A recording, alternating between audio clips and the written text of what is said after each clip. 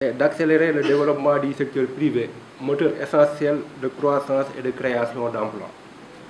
Elle intervient également dans un contexte marqué par l'adoption d'un nouveau référentiel de politique publique, à savoir la vision Sénégal 2050, qui trace la voie vers un Sénégal souverain, juste et prospère. Cette vision ambitieuse appelle à la construction d'un modèle de développement durable fondé sur une souveraineté économique endogène et durable reposant notamment sur une structuration efficace de nos pôles territoires.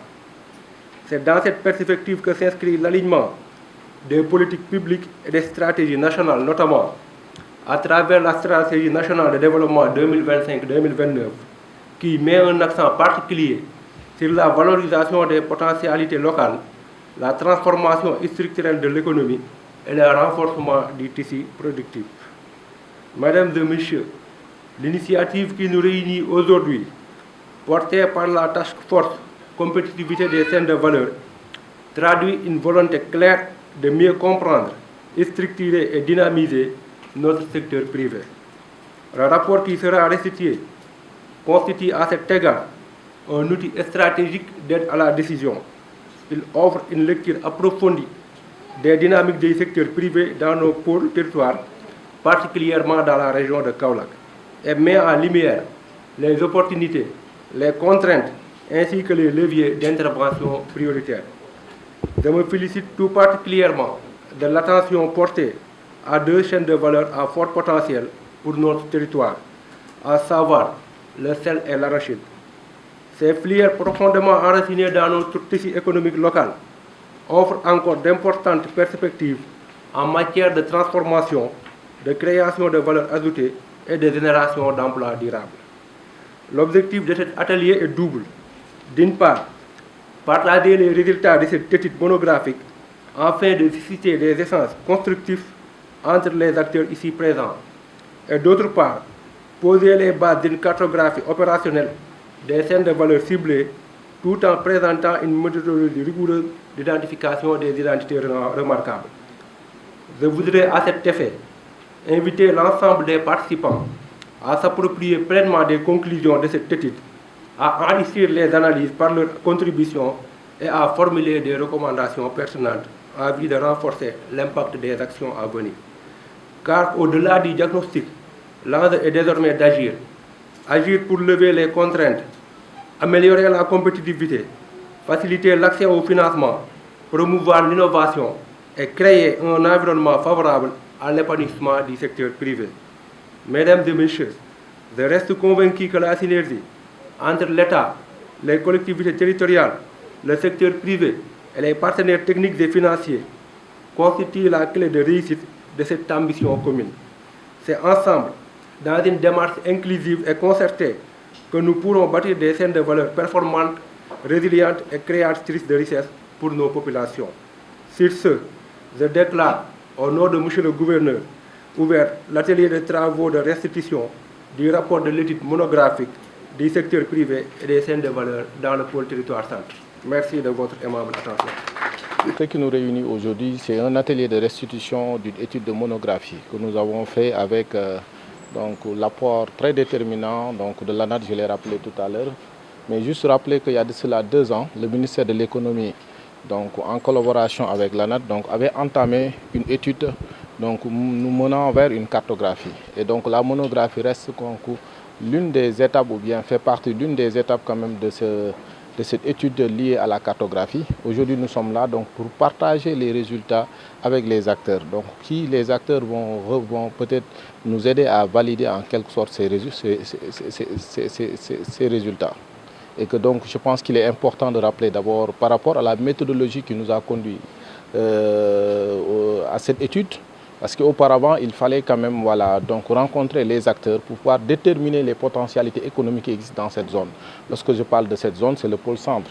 Maintenant, pour rester dans cette dynamique de zone ou bien dans cette homogénéité économique, le même travail a été fait à Kaffrine. Aujourd'hui, nous sommes à Kaolack et demain sera à Fatick.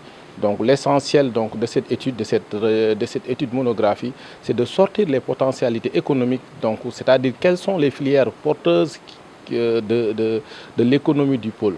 et en relation avec les dotations factorielles. Donc ce qui nous réunit aujourd'hui pour présenter en quelque sorte les résultats de cette étude. Alors moi je pense que nous sommes déjà sur les résultats préliminaires. Le collègue l'a rappelé tout à l'heure.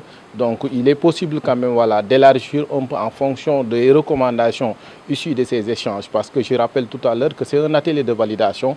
Les observations qui seront soulevées par les acteurs eux-mêmes qui connaissent le terrain seront quand même intégrées dans le rapport. Donc au-delà maintenant de l'arachide et du sel, donc on peut quand même élargir sur d'autres filières que nous avons, bien que vous jugez nécessaire quand même par rapport à l'économie du pôle. Je pense que parallèlement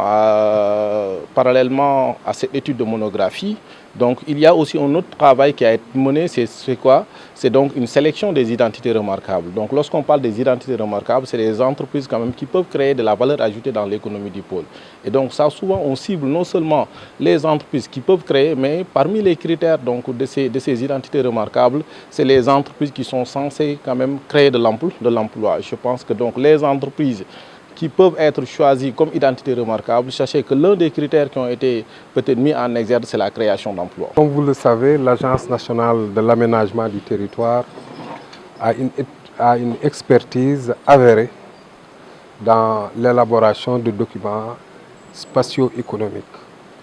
Et c'est à ce titre que la direction qui est en charge des partenariats et de la coopération internationale au niveau du ministère de l'économie, du plan et de la coopération pour l'élaboration des documents monographiques a fait appel à travers une convention à l'ANAT pour la mise en place de documents d'études monographiques pour les pôles territoires, sur l'ensemble des pôles territoires. Maintenant, il y a une première phase. La première phase concerne les pôles territoire nord, le pôle territoire centre et le pôle territoire sud. On a fait le processus finir le processus pour le pôle territoire nord et aujourd'hui on a entamé le processus pour le pôle territoire sud et on est aujourd'hui là pour restituer les résultats pour le pôle territoire centre. Après l'avoir fait au niveau de la région de Kaffrine. Aujourd'hui, on est là à Kaolack et demain, Inch'Allah, on le fera pour la région de Fatick. Donc l'ANAT est chargé d'élaborer la monographie. La monographie, que ça veut dire, c'est donner une carte d'identité, dresser une carte d'identité du pôle territoire. Une carte d'identité, la carte d'identité nous permet de voir quelles sont les ressources, quelles sont les potentialités, quelles sont les filières stratégiques, quelles sont les chaînes de valeur, quels sont les goulots d'attanglement. Donc, en définitive, donner à l'ensemble des acteurs, en tout cas à l'État notamment, quelles sont les bases sur lesquelles il faut se fonder pour véritablement aiguiller, orienter les actions publiques pour développer le secteur privé en vue de favoriser la compétitivité et l'attractivité du pôle territoire. Et à ce titre, nous avons réalisé un certain nombre, il y a beaucoup de rubriques sur l'histoire du pôle, sur l'histoire, sur le découpage administratif, sur le système productif, sur le secteur privé, sur aussi tout ce qui est filières, quelles sont les filières stratégiques, une palette de filières. Maintenant, par rapport à ces filières, quelles sont les filières véritablement qu'il faut prioriser? Maintenant, pour faire ce travail, évidemment, on a fait appel à l'expertise au niveau du pôle. On a fait un certain nombre de missions ici. D'abord, on a fait un CRD, on a collecté des données, on a parlé avec les acteurs, on est revenu, on a fait une mission de terrain, presque d'une vingtaine de jours. On a eu une collaboration continue avec l'ensemble des acteurs territoriaux. Et puis aujourd'hui, le travail qui va être présenté nous permettra véritablement de dire aux acteurs, voilà ce que nous avons récolté ici, voilà ce que nous avons recueilli, voilà les résultats de nos analyses. Maintenant, qu'en pensez-vous? Est-ce que c'est bon pour vous? Sinon, qu'est-ce qu'il faut rajouter?